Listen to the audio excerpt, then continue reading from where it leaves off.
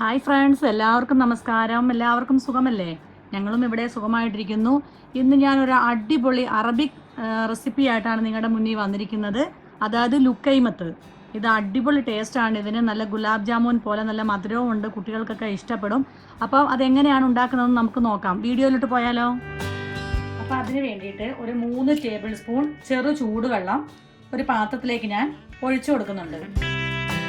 ഇനി ഇതിലേക്ക് 1 table spoon east ഇട്ട് നല്ലപോലെ ഒന്ന് മിക്സ് ചെയ്തെടുക്കാം. ഇനി ഇതിലേക്ക് നമുക്ക് 1/2 ടീസ്പൂൺ പഞ്ചസാരയും കൂടെ ഇട്ട് കൊടുത്ത് നല്ലപോലെ ഒന്ന് മിക്സ് ചെയ്തിട്ട് നമുക്കൊന്ന് ഒരു 5 മിനിറ്റ് നമുക്ക് മാറ്റി വെക്കാം. ഇനി ഇതിലേക്ക് 1 കപ്പ് മൈദ എടുത്തിട്ടുണ്ട്, അത് ഇട്ട് കൊടുക്കാം.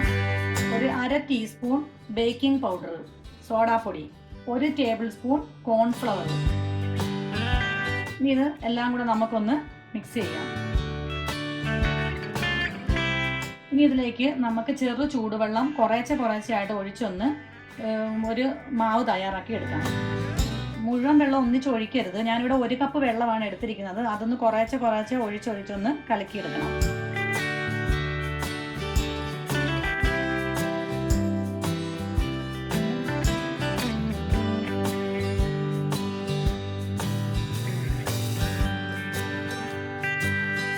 ഈ മാവ് ഇവിടെ റെഡിയായിട്ടുണ്ട്.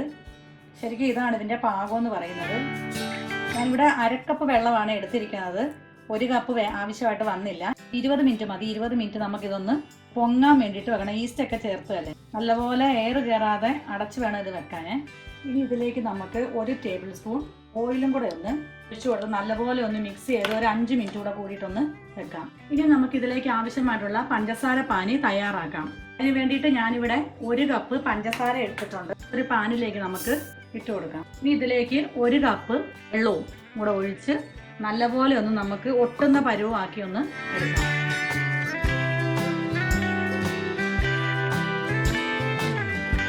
നമ്മുടെ പഞ്ചസാര പാനിയായി വരുന്നുണ്ട്. ഇതിലേക്ക് ഞാനൊരു 4 ഏലക്ക ചതച്ചതും കൂടെ കൂടിയിട്ട് ഇട്ടിട്ടൊന്ന് ഇളക്കി കൊടുക്കുന്നുണ്ടേ.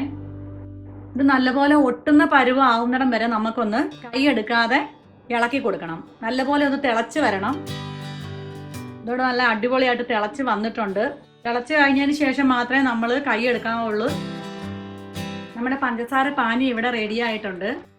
ഇങ്ങനെ ഉണ്ടല്ലോ, നൂല് പോലെ വരുന്ന ആ രീതിയിൽ വേണം ആകാൻ. ഇനി നമുക്കിത് ഓഫ് ചെയ്ത് മാറ്റി വെക്കാം. നമ്മുടെ മാവ് ഇവിടെ നല്ല പൊങ്ങി റെഡി ആയിട്ടുണ്ട്. കണ്ടില്ലേ, നല്ല ഫ്ലഫി ആയിട്ട് നല്ല റെഡി ആയി വന്നിട്ടുണ്ട്. ഇനി നമുക്ക് ഒരു പാനിൽ എണ്ണ അടുപ്പത്ത് വെച്ച് ഇതൊരു ചെറിയ ബോളുകളാക്കി ഒന്ന് പൊരിച്ചെടുക്കാം. ഇനി നമുക്കിതൊന്ന് വറുത്തെടുക്കാം. ഞാനൊരു പാൻ വെച്ചിട്ടുണ്ട്. അതിലേക്ക് ആവശ്യത്തിനുള്ള എണ്ണ ഒഴിച്ചു കൊടുക്കാം. ഇവിടെ സൺഫ്ലവർ ഓയിലാണ് എടുത്തിരിക്കുന്നത്.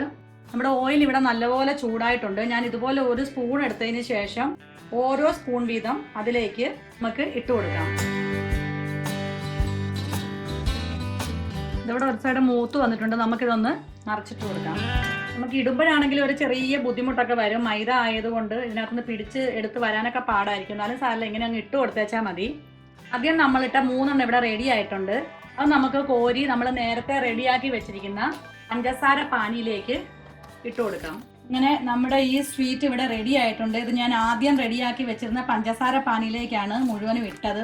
ഒരു 5 മിനിറ്റ് നമുക്ക് ഈ പഞ്ചസാര പാനിക്കകത്ത് ഇതൊന്ന് കിടക്കണം. റെഡി ആയിട്ടുണ്ട്. നമുക്കിതൊന്ന് ഒരു പ്ലേറ്റിലേക്ക് മാറ്റി വെക്കാം. നമ്മുടെ ലഡുവിൻ്റെ അതുപോലെ ഒന്നും മധുരം നമ്മൾ വരുന്നില്ല ഇതിന്.